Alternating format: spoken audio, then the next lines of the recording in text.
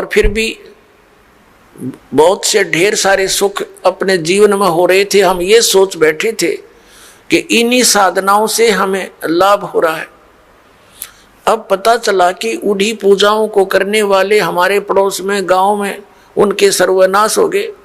कभी बुद्धि नहीं गई कि ये भी वही पूजा करते हैं और इनका कति नाश हो गया और हमें कैसे लाभ मिल रहा है। वो प्रारब्ध कर्म ही हमें प्रफुल्लित हो रहा था। जिनके प्रारब्ध में पाप थे वो पाप उनको कैर तोड़ रहे थे, जिनके प्रारब्ध में सुख थे, पुण्य कर्म थे, उनको फल मिल रहे थे। पूजा दोनों ही एक जैसी कर रहे थे। अब ये पता चला कि जो साधनाएं हम कर रहे थे उनके प्रतिफल से हमें कोई सुख नहीं था। ये हमारे पुण्य संस्कार थे, पिछले जन्म के संग्रहित जो प्रारब्ध बनाकर हमें दिए गए थे वही प्रफुल्लित हो रहे थे। और एक ऐसे भी देखे हमने जो राम नाम का आसपास भी नहीं, गुट्टी लावें, सारा दिन बकवाद करें, ताश खेल रहे, कोई राम नाम का जिक्र करे, उसका मजाक करें, और उनके ठाठ हैं, उनकी गाड़ियां चलती हैं, ट्रक चलते हैं, और वो कुछ भी ना कर रहे। तो अब पता चला तत्व ज्ञान की रोशनी में कि वो सर्व उनको प्रारब्ध ही प्राप्त है। आगे उनका भट्ठा बैठेगा एक कदम, जब तक पिछले जन्म की बैटरी चार्ज है इन्वर्टर की। जिस प्रकार इन्वर्टर की बैटरी चार्ज है और फिर चार्जर लगा नहीं रखा, तो वो जब तक उसकी अक्षमता है उसके अंदर वो चलती रहेगी, काम करती रहेगी, और फिर एक ही दम वो सब डाउन होगी बैटरी, सब लाभ बंद हो जाएंगे। ठीक इसी प्रकार जिन पुण्यकर्मी प्राणियों के पिछले पुण्य उनके साथ हैं, आज वो कति सुखी दिखाई देते हैं और वो भक्ति भी ना करते। वो भक्ति भी नहीं करते और करते हैं तो शास्त्र विरुद्ध कर रहे हैं, और वो फिर भी सुखी नजर आते हैं। तो उनको ये भ्रम हो चुका है कि हम जो पूजाएं करते हैं ये हमारी इस भक्ति के प्रतिफल में मिल रहे हैं।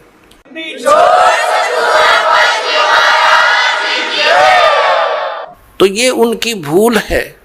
इसी प्रकार सतयुग त्रेता द्वापर में सभी प्राणी, वो बहुत पुण्यकर्मी प्राणियों का जन्म उन युगों में होता है, तो उनके पूर्व जन्म के संस्कारों से उन्हें फल लाभ मिलते रहते हैं। वो सोचते हैं हम सुखी हैं इसी साधना से, तो उनको कोई कहे कि ये पूजा छोड़कर ये करो, वो नहीं मानते। दूसरा कारण उस समय क्या रहा कि उस समय शिक्षा नहीं थी। शिक्षा के अधिकारी केवल एक ब्राह्मण वर्ण के व्यक्ति होते थे, वही पढ़ते थे, वही अपने बच्चों को शिक्षा देते थे आध्यात्मिक ज्ञान की। संस्कृत के पढ़ने का किसी को अलाउड नहीं करते थे। वैसे पाठशालाओं में पढ़ा जरूर जाता था, लेकिन अध्यात्म मार्ग का ज्ञान उनको नहीं दिया जाता था, ना उनको अधिकार होता था सदग्रंथों को पढ़ने का। जैसा भी वो बताते थे उसी आधार से वो केवल क्रिया ही करते थे। गुरुजी ने जो मार्गदर्शन किया उसी तरह वो क्रियाएं करते रहे।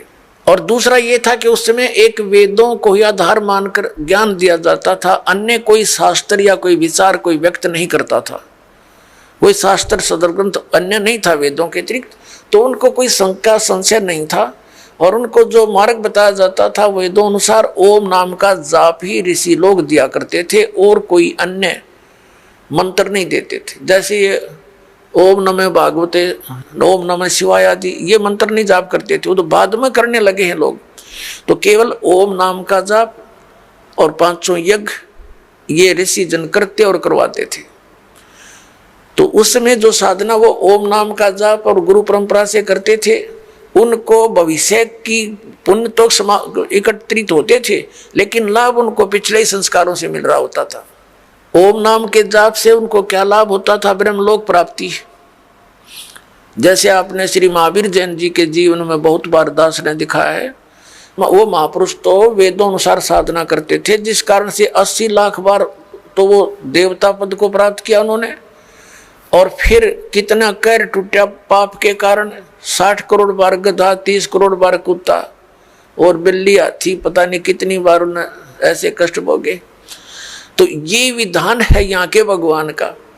तो सतयुग त्रेता द्वापर में कोई भी प्राणी परमात्मा के इस ज्ञान को ग्रहण नहीं कर सकता। कोई ये कहे कि ब्रह्म से ऊपर भगवान है, और कोई ये कहे कि श्री कृष्ण और राम से ऊपर कोई शक्ति है, विष्णु और ब्रह्मा से ऊपर शक्ति है, तो सतयुग त्रेता द्वापर में लोग नहीं मानते, क्योंकि वो स्वयं सुखी होते। और इन कलयुग में क्या है, इस काल न करी थी हेरा फेरी हमारे साथ।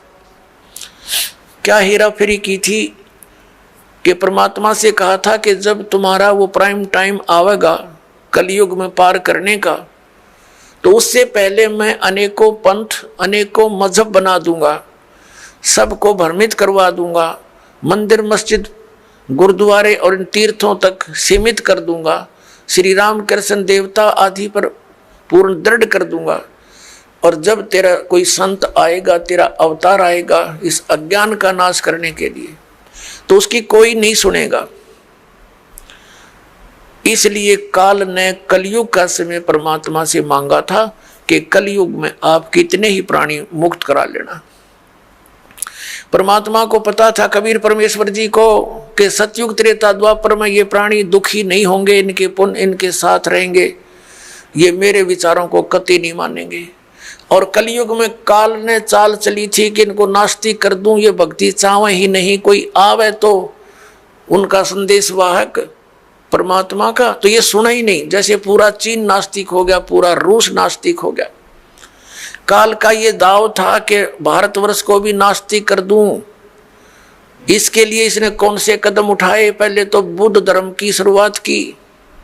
बुद्ध धर्म के ऊपर परमात्मा ने दया करी, आदि शंकराचार्य को भेजकर उस बुद्ध धर्म को बंद किया और अपना धर्म चला दिया। काल भगवान ने उसको भी ग्रिप कर लिया। उसने श्री कृष्ण, श्री राम, श्री शंकर जी को सुप्रीम पावर बताकर हमारे ऊपर ये पूरी साधनाएं थोप दी, और फिर साथ में ये तीर्थों और ये धामों की पूजाओं पर लगा दिए, बंदरों की पूजाओं पर। अब परमात्मा बड़े दयालु हैं, ये भी उनका एहसान है श्री आदि शंकराचार्य जी का कि उसने हमें नास्तिक होने से बचा दिया। यदि बौद्ध धर्म भारतवर्ष में फैल जाता तो चीन जैसी दशा आज हमारी होती, हम राम नाम बोल भी नहीं सकते थे। लेकिन बात वही की वही रही, आसमान से गिरे, खजूर पर अटक गए। लेकिन इतना अवश्य रहा कि हम धार्मिकता की तरफ अग्रसर रहे। अब काल ने फिर दूसरा दाव खेला नास्तिक बनाने का। ये जितना राधा स्वामी पंथ, जय गुरुदेव पंथ, विनोद वाला राधा स्वामी पंथ, ताराचंद वाला, और ये सच्चा सौदा सिरसा और जगमाल वाली वाला, और ये अड़क यहाँ पर निकट सी है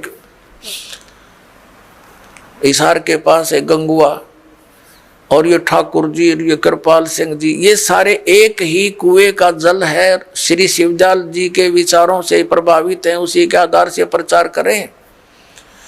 अब ये क्या करते हैं, जैसे अपने हिंदू धर्म के सबके घरों में एक जोत जला करती देसी घी की, ये तो आम देखा होगा आपने। तो इन्होंने राधा स्वामी, धन धन सतगुरु वाला ने, जय गुरुदेव वालों ने, ये ताराचंद वाला ने वह भी बंद करवा दी। नौका ये जोत नहीं जलानी, हमने तो अंदर जोत जलाएंगे। बताओ, वो थोड़ा बहुत हवन यज्ञ का लाभ था, होना था, पुण्य बनना था, वो भी बंद करवा दिया। और इनका ज्ञान आपके पास है, वो कैसे वचन सुनाते हो, सतनाम, वही सतनाम है, वही सतपुरुष, वही सार शब्द, वही सार नाम, वही सचखंड, वही सतलोक, वही राधा स्वामी। ये इनकी अकल देखो। इन ज्ञान तो सब सदग्रंथों से अलग कर दिया। इनकी एक और थ्योरी है। इनके महापुरुष कहते रहे हैं कि हमने वेदों और गीता को पढ़ने की आवश्यकता नहीं, हमारा ज्ञान तो इनसे आगे का है।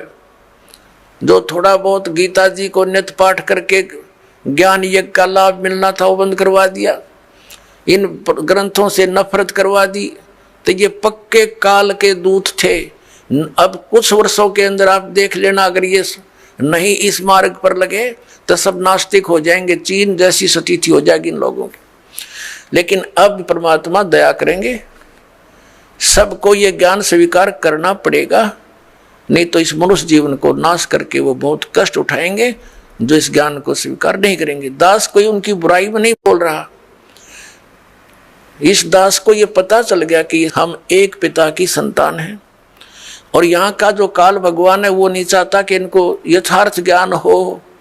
सदग्रंथ हमारे पास है और गुरु हमने बना रखे, हमारे हिंदू धर्म के गुरु हमें नहीं बता पाए सदग्रंथों में क्या प्रमाण है, इसके विरुद्ध लोक वेद सुनाकर हमारा बट्ठा बैठा दिया इन्होंने।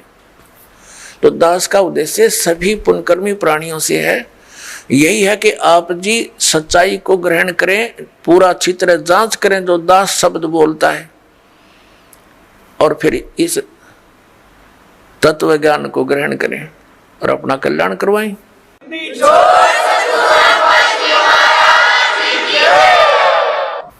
तो पुण्यात्माओं, प्रसंग चल रहा है कि ये वो समय है, अब इस अधर्म का नाश होगा और धर्म का विकास होगा। धर्म और धार्मिकता शास्त्र अनुकूल साधना करने से ही ऊपर उठेगी। अभी तक हम शास्त्र विधि को त्याग कर मनमाना आचरण कर रहे थे, जिस कारण से हमें भगवान से मिलने वाला लाभ नहीं प्राप्त हुआ, और हम भगवान को भूलकर फिर हम स्वयं अपना लाभ प्राप्त करने के तरीके खोज लिए। जैसे किसी को टेंशन होगी तो वो गुट्टी लगाने लग गया, शराब पीने लग गया, टेंशन खत्म करने के लिए। जो निर्धन है वो पहले संतों के पास जाते थे, परमात्मा की विधि प्राप्त करते थे, संकट निवारण के लिए भी संतों के पास जाते थे। तो उनको जो साधना बताते थे, जो सही संत होते थे, तो उनको उनसे राहत मिलती थी। तो फिर वो व्यक्ति परमात्मा पर दृढ़ रहते थे। अब हम क्या करते हैं, संतों के पास जाते हैं, वो हमें साधना विधि बताते हैं, उनके द्वारा बताई साधना विधि को हम खूब तसल्ली से करते हैं, लेकिन राहत कुछ मिलती नहीं।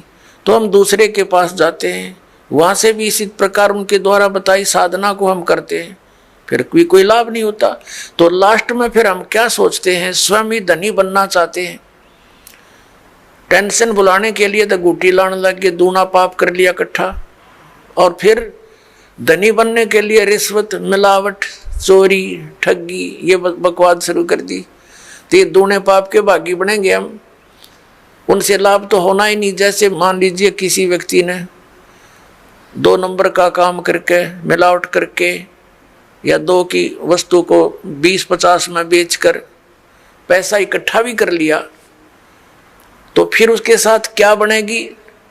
या तो कोई बालक बीमार हो जाएगा, या कोई स्वयं को ऐसा रोग लग जाएगा, वो सारा पैसा भी जाएगा, और वो उस पैसे को 2 नंबर से इकट्ठे करने का जो पाप था वह उसके लिए शेष रह जाएगा।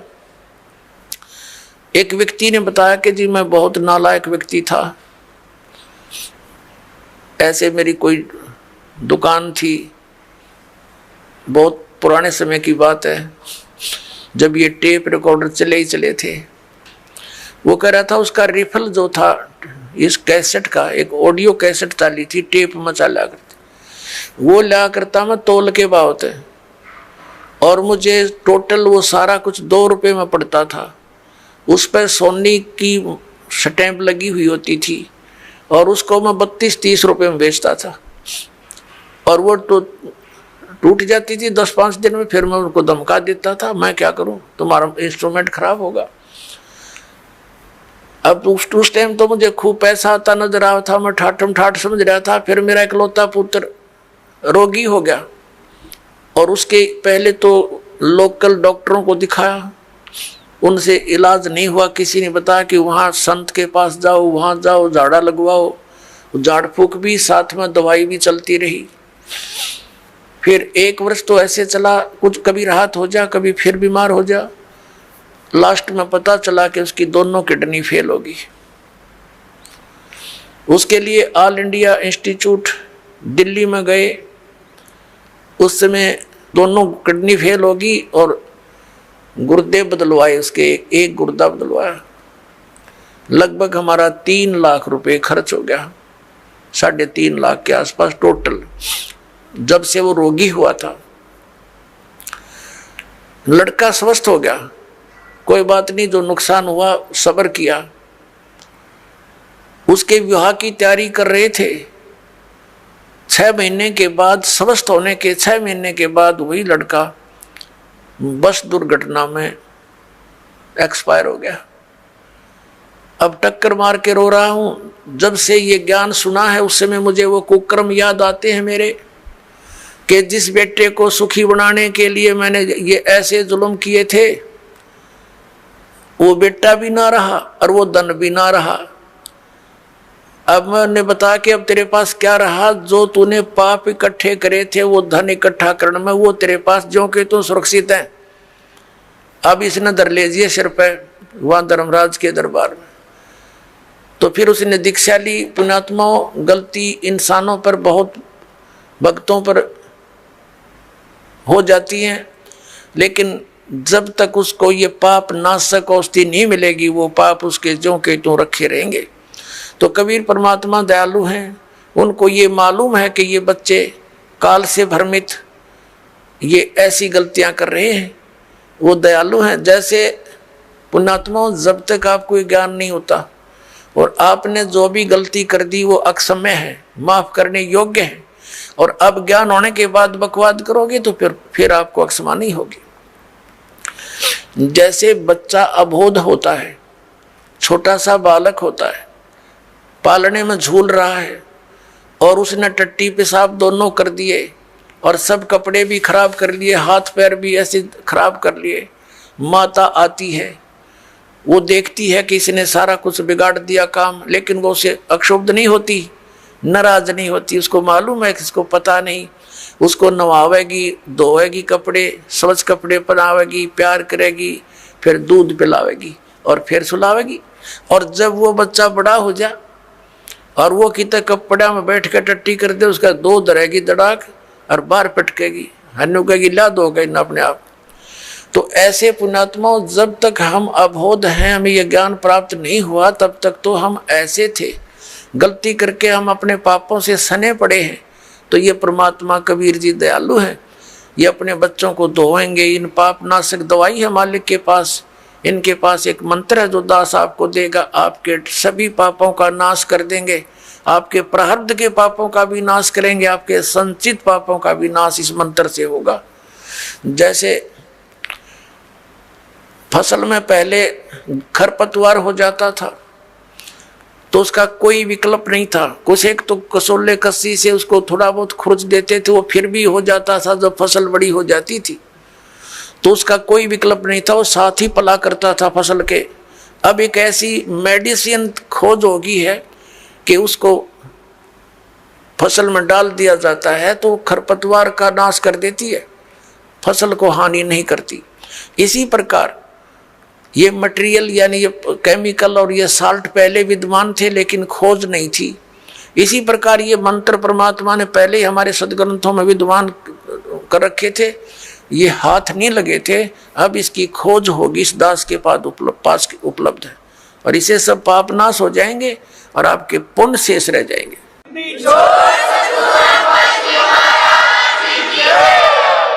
और हम तभी परमात्मा प्राप्त कर सकते हैं जब हम पाप रहित हो जाएंगे। और यहाँ का विधान है ब्रह्म परब्रह्म ब्रह्मा विष्णु महेश और अन्य देवताओं का जैसे कर्म करोगे वैसा ही फल मिलेगा।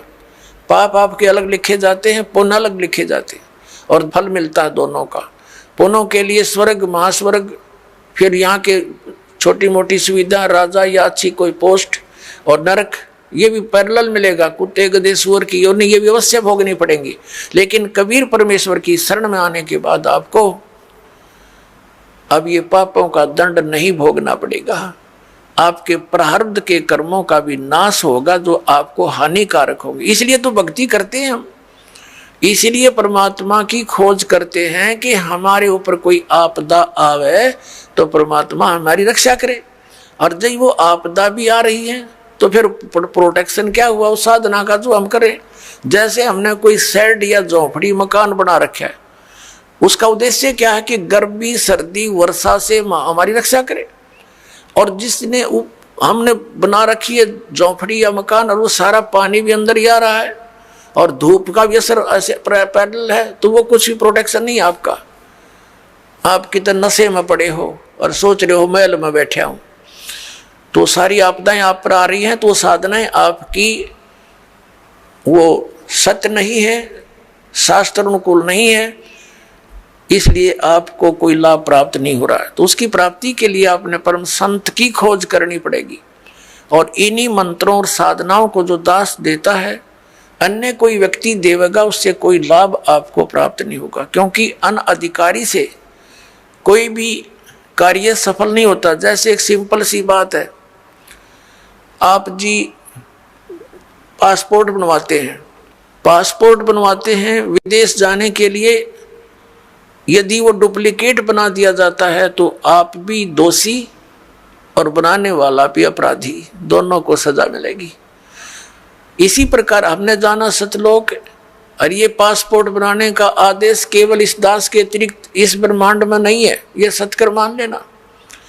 और इसके अतिरिक्त जो भी कोई नाम दान साधना दे रहा है, वो शास्त्र विदिता का मनमाना आचरण है उनका, और वो डुप्लीकेट नाम दे रहे हैं, उनसे कोई लाभ आपको नहीं होना। और इन मंत्रों को भी यदि इस दास से कोई प्राप्त कर चुका है और वो दुष्ट आत्मा स्वयंभू संत बनकर उनको आगे दान कर भी रहा, तो डुप्लीकेट पासपोर्ट बना रहा है वो, उससे भी आपने बचना है।